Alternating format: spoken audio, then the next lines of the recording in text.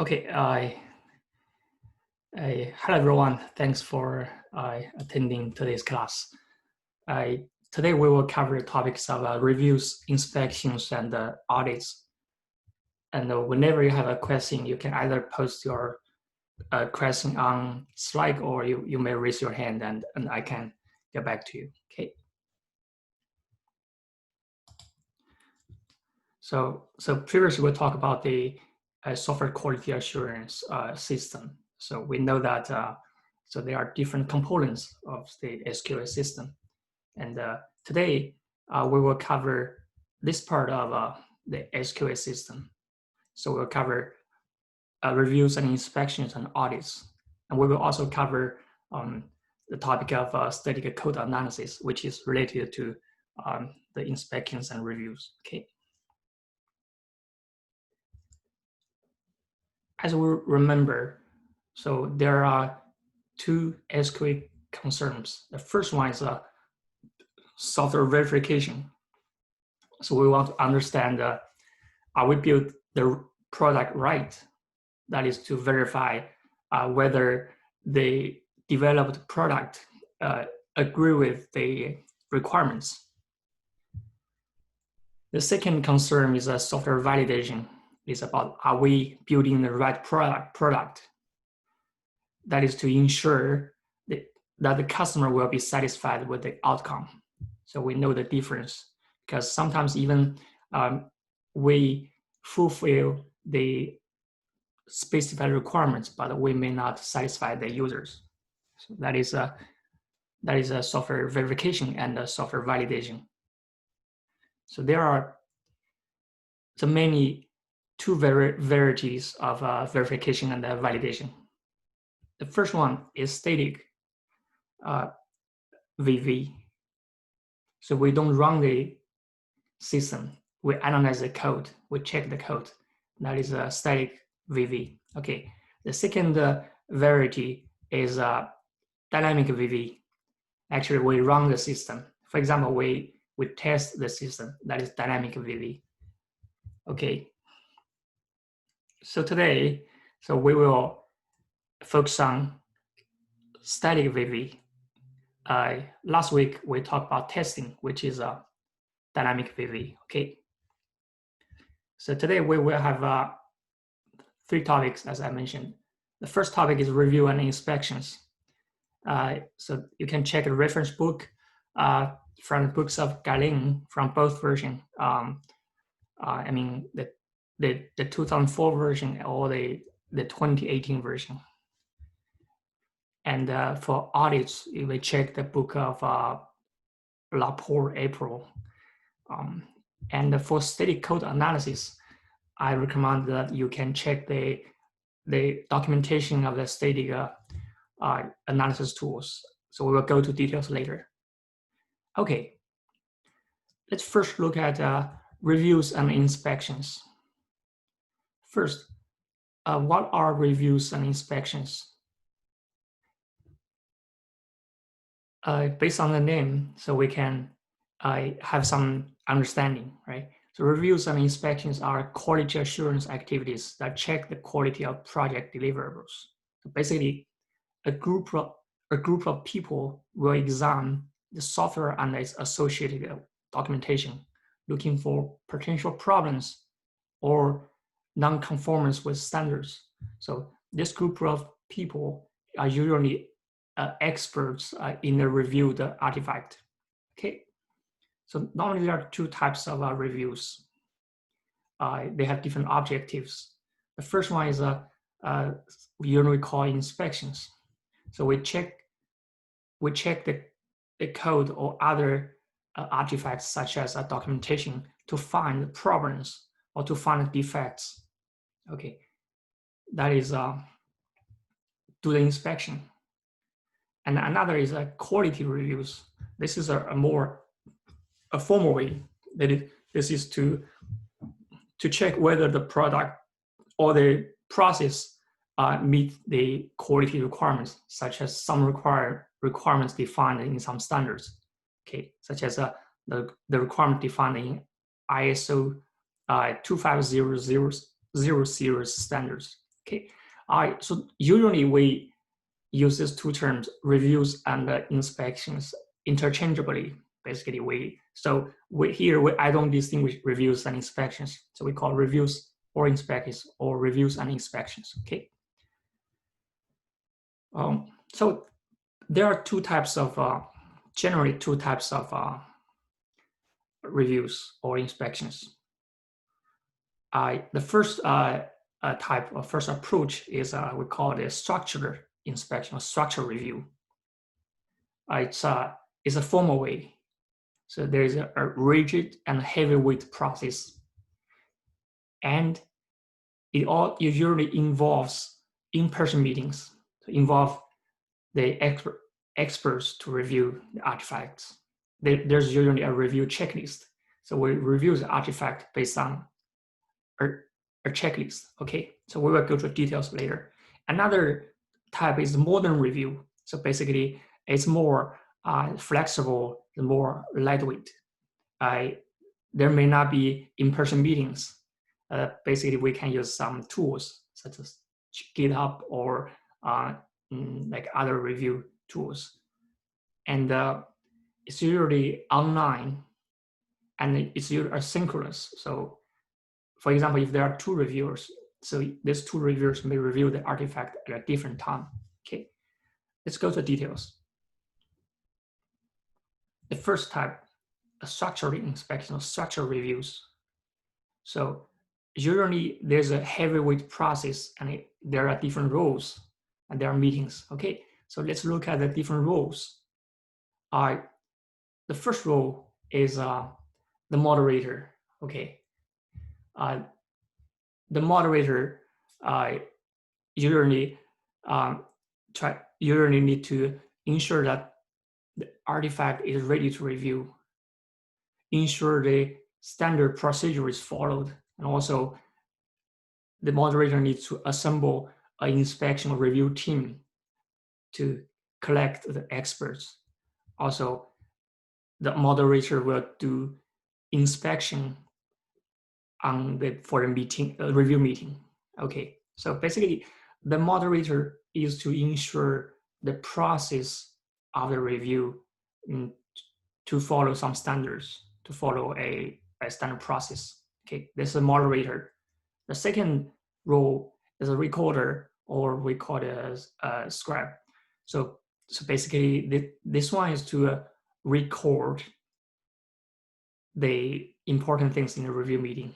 For example, to document the problems that I identified during the review meeting, or to document this important improvement suggestions during the review meeting. Okay, so usually this record needs some expertise to understand the technique.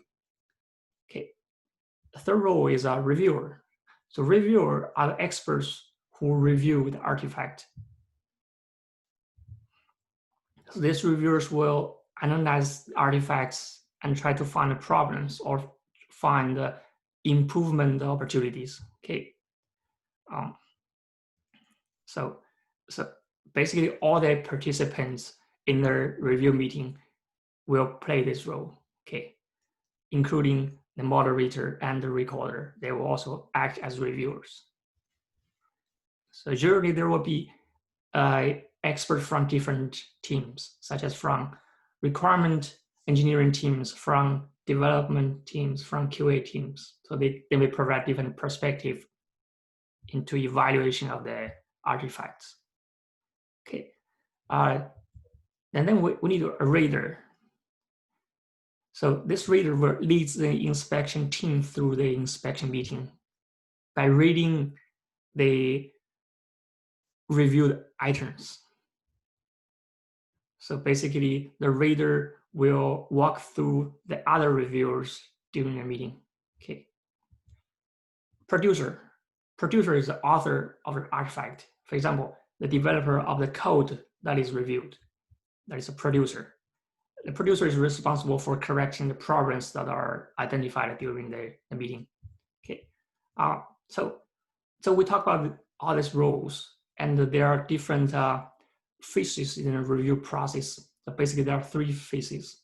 The first one is pre-review activities. That is before the review meeting. The second phase is the review meeting itself. The third phase is the post-review activities, so which is after the review meeting. So in the pre-review activities, so the people are concerned with the review planning and review preparation. Okay, we will go to details later. And during the review meeting, so the reader will walk through the document and the review team will check the artifact and find problems or improvement opportunities. And for the post-review activities, so for example, the producer or the author of the artifact will address the problems and issues that has been raised during a review meeting. Okay, let's look at a video review of the review process. We have pre-review activities, which include planning, group preparation, and individual preparation. So planning is for example, to find the potential reviewers and to prepare for the review meeting. Group preparation means the group review team may have an initial preliminary meeting to have a basic understanding of what is reviewed. Okay, and individual preparation, the reviewer may check the reviewed documents, reviewed artifacts before the meeting. Okay, then we have a review meeting. Then after review meeting, we have post-review activities. So basically, it involves the error corrections, improvement, and then maybe there are some follow-up checks. For example, after the problems that has been addressed, the author or the producer may send this improvement or changes to their experts in the review committee and to follow up these changes. Okay. So that is the overview of the review process.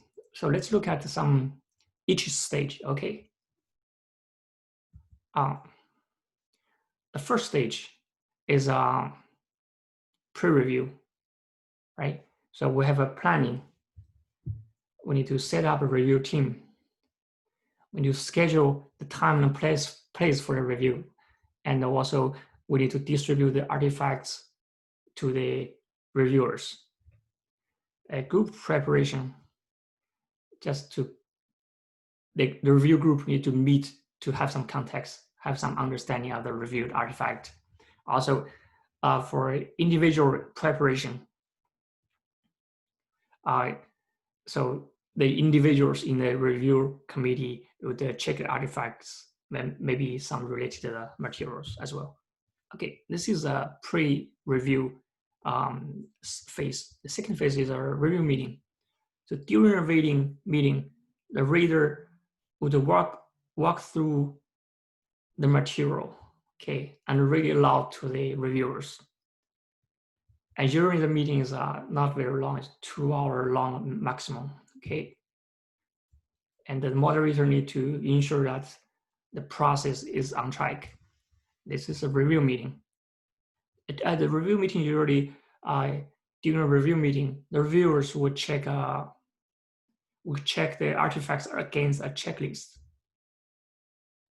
So this checklist is usually a standard checklist, which lists the items that need to be verified. Okay, if they are reviewing the code, so there are usually some standard items in the checklist, such as the data reference errors or data declaration errors.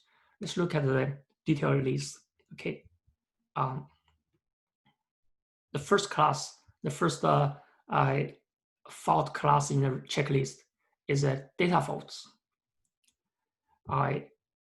which is about the faults or bugs that may be resulted from the data. Okay, for example, so are all program variables initialized before their values are used? If some values are not initialized before they're used, there may be problems. So this is an example of data faults, right? A second class is control faults. So basically, for example, to check the conditions of the branches, for example, the condition of if branches. Also to check whether the loop will terminate. These are the control faults. And also a third one is input-output faults. For example, are all the input variables used? And are all the variables assigned a value before their output? So those checks are about the input-output. Okay, and another class is interface faults. If you call an interface defined by other developers, so the review meetings may check whether you use that interface correctly, or you have some wrong assumptions about that interface. Okay. So other classes include storage management faults, exception management faults. So basically, these are the items in the checklist that reviewers want to verify. Okay. There may be different checklists for each for different companies, for different teams. Okay. This is a review meeting, and after review, so we have post-review activities.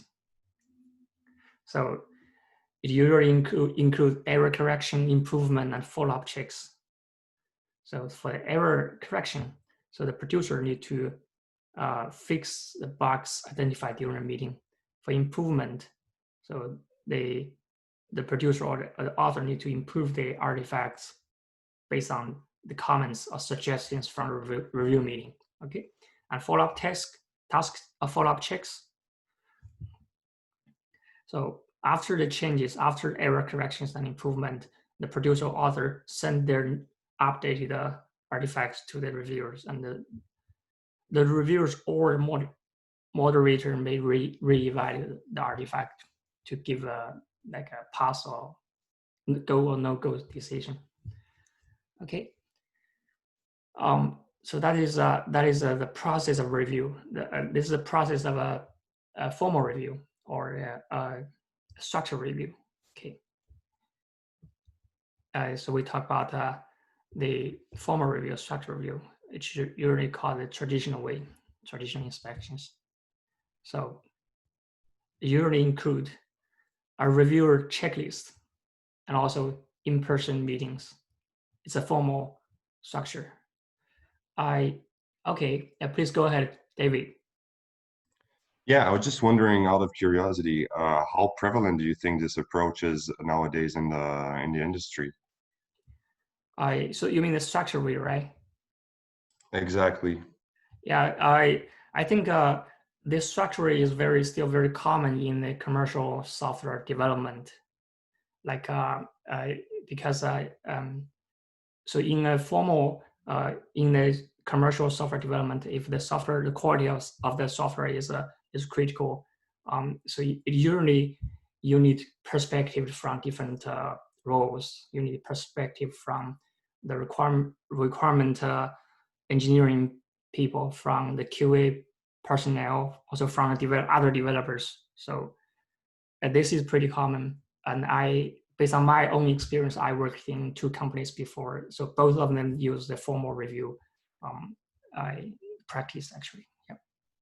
But nowadays, like more and more companies, they are transitioning to a modern review practice, which we will check later. Yeah, that's what I was thinking about. Right, thanks. Yeah. So modern review actually is a lightweight, tool supported and flexible review. Is just asynchronous. So people don't need to go to an in-person meeting, and there could be a review checklist, but it's not like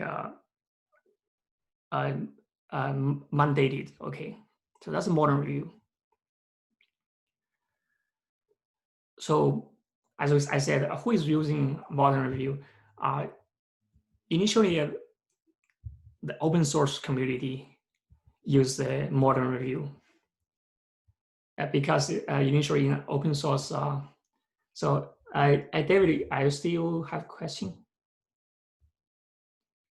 I still see there's a raise hand. Oh, sorry. Okay, so this is a modern review initiated in the open source community. Why? Because in the open source community, so developers are from different regions, they work for different companies, so it's hard for them to come together to have an in-person meeting. And so they have a alternative way of reviewing. Initially, so people review artifacts by using mailing list. For example, one developer makes some changes to the code, he would submit the patch, the code changes to a mailing list, and he would ask some experts to review the code. So those experts who receive the emails would give some suggestions or to find some problems. So this is the initial modern review activity.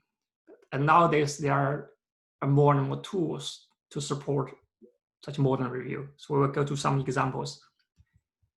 Yeah. Also, there are some start to have some commercial projects to have this modern review activities. This is adopted from open source community. Yeah, initially the Linux kernel and Apache, they use a traditional email mailing list. They use this way to conduct the review activity. It also usually relies on the interest of the community to review the patches. For example, they may send their code change to a lot of developers. Maybe some developers who are interested in this change and who are responsible for this area will take a look. Okay. But usually you need 2 or 3 persons to approve your code change. They say yes, then you can commit your code to the repository. Okay. And then nowadays, like for example, for other projects, Android, Eclipse, Firefox, Qt, and OpenStack.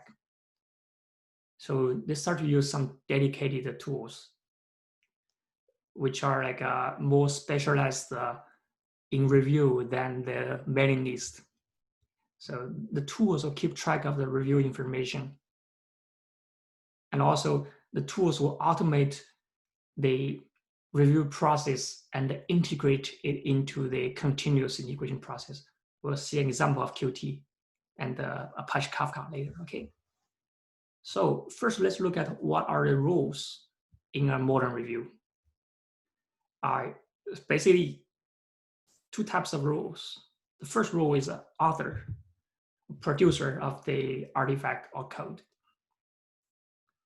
So the author is responsible for correcting problems that are identified during a review. Okay, and also there's a reviewer. The reviewer is responsible for analyzing and detecting problems in the reviewed artifact. And usually this reviewer needs to have some expertise in this topic. Usually there are more than one, like 2 reviewers.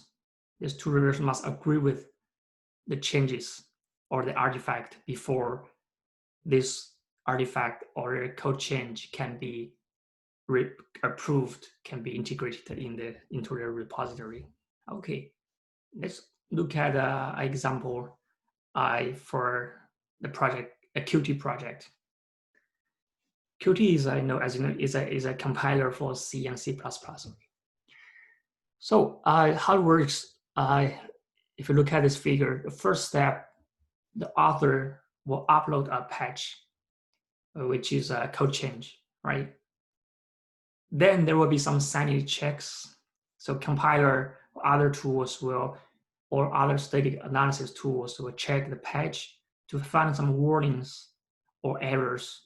It's automatic, okay? If the check failed, so the author need to make changes to their code or their artifacts to to fix these errors or warnings. So if the automated checks pass, there will be code reviews. So several reviewers will examine the code. If it's accepted, then the code will be merged to the code repository.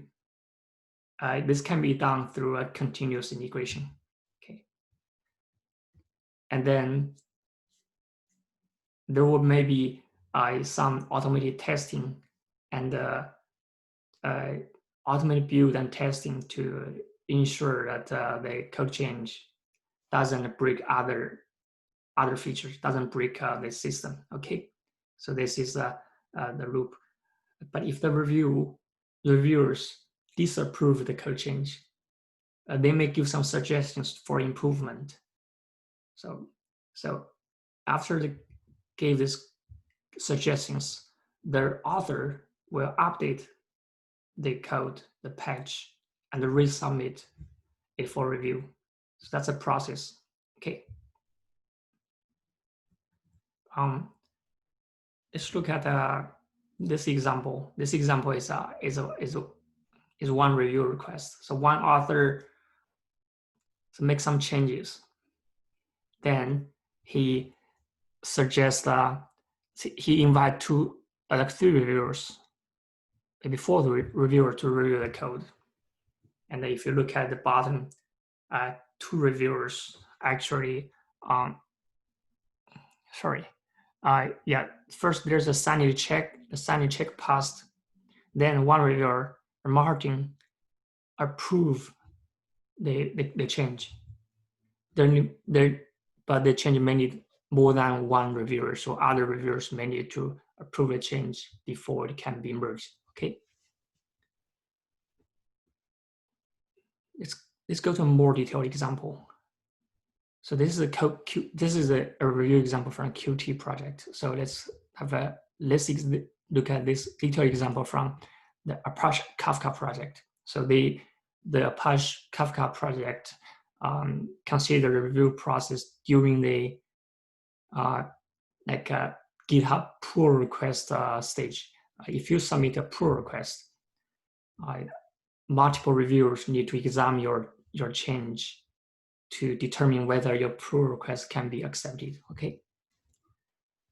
Let's look at this example. The first, there's a author post the code changes. If you look at the upper part of the figure, so this person posts some changes and also describe the changes. Okay. Then a reviewer gave some comments into the some code lines in the patch, right? So for example, he mentioned instead of using group.last.index for base offset, instead of using this API, the code should use another API, right? And the author accepted the suggestion and then make changes to the code. And then the reviewer approved the suggestion, approve the code change. And usually there are more than one. There are two reviewers who approve the changes. Okay. Then this, you see, if you look at this, this pull request is closed, and I also accepted and merged into the code repository. Okay. Yeah. This is a detailed example of code review. So there are some tips for productive review process. So basically what we should do, what we should not do. Okay. We should critique the artifact. The purpose of review is to give some suggestions, to find problems, to find improvement opportunities, right? So we need to critique the artifact. And however, we cannot attack the person. We cannot say, okay, you write a bad code, but we go to the details that we say, you may use another method to write this part, for example. That's we critique, but we don't attack, okay? And also, we should keep review chunks short and succinct. So each time we don't put a very large amount of code for reviewing. Otherwise, it might not be clear about which part it has a problem, and also it increases the workload of the reviewers, right? So usually, what's a practice? We submit multiple issues at the same time. So we divide a large chunk into smaller issues, smaller chunks. Okay. So we need to make a plan. We need to schedule some time for reviews. For example, if the deadline is Friday, we cannot finish like coding on Friday. When you finish your coding on Wednesday, for example, and leave 2 days for reviewers to check it, and they give suggestions, comments, we may update them. Okay, we should leave time for reviews. We shouldn't skip reviews. And there may be many review items. There may be, for example, in an open source project, there may be many pull requests. We should prioritize the reviews of important issues. We need to review the important things first, then the least important things.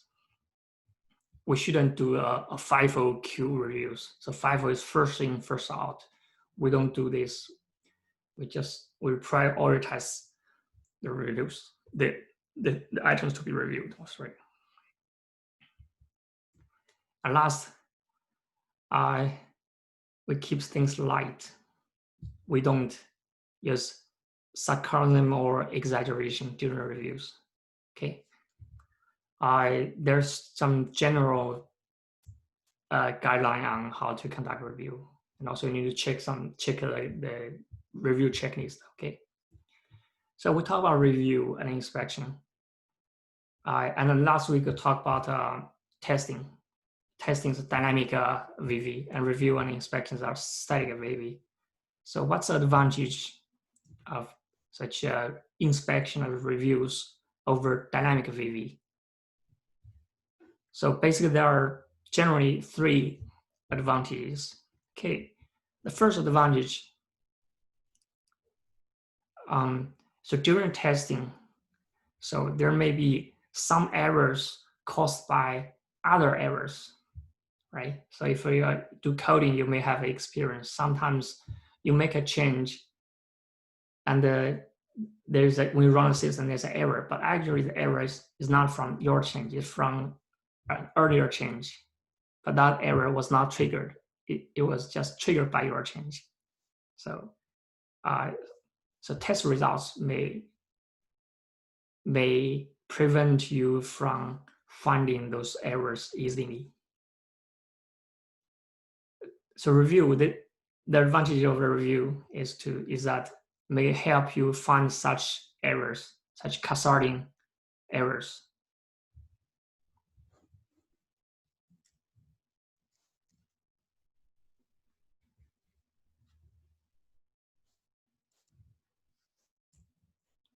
Okay. The second advantage is incomplete versions can be inspected. If you want to run testing, you need to make sure the system is already done. You can run the system. But for reviews, you don't have to have a complete system. As long as you have some artifact, so they can review. They can review the document. They can review a code base that is not runnerable, for example. So review may help you find early issues, early errors in the system. Okay. And good inspections are more than bug hunt. So tests can help you find bugs, errors. But reviews is more than that. Reviews or inspections can help you improve your code. For example, inspections or reviews can help you find the part of code which are not efficient or which doesn't comply with standard style. Okay, that's also sometimes reviews can help you can help reviewers to understand the code, to understand the system. It's a knowledge sharing process. Okay. So these are the advantages of inspections and reviews over dynamic VV. So, but then we want to ask a question. So when we use reviews and inspections, so let's remember, so when can we use testing? We can use testing over only for two cases. One is for a complete source code, for a complete program, we run a complete program. Another is we run testing on the prototype. Prototype is a minimum runnable program of the system. So we can do testing on those artifacts. For inspections, basically, we can apply inspections on everything. For example, we can inspect requirement specifications. We can inspect software architecture. We can inspect the design documents, the database schemes. Also, we can inspect the program, the source code, and also we can review the quality plan, right? So this is the places where we can use reviews and inspections, and we can use reviews and inspections at more places than testing. The question is, can we use reviews and inspections to replace testing? Do we still need testing? So the answer is obvious no. So why? First, so people make mistakes. The reviewers can make mistakes. The reviewers may not catch everything, right? We check the code, it looks good, but when you're running the code, you may have some problems. So we cannot catch everything. So we need the testing to verify that the system can actually produce the expected results. Okay, so we cannot use reviews and inspection to replace tests. So there was a famous empiric study performed in the 1990s. So this study shows that inspections are more cost-effective QA method than testing. So basically, it finds that inspections uncover more bugs quicker and cheaper than testing. So based on this finding, some software organizations fired their QA departments and invest all of that extra money into inspections and reviews. Do you think this is a good idea? Of course, this is a bad idea. So we talk about the fact that inspections do not replace tests because people make mistakes and we cannot catch everything during reviews. So it's basically reviews and inspections complement tests. So they are complemental to each other, okay? So let's do let's do a small exercise. I think you can, I would share maybe, if you have downloaded the slides before, so you can just click the link and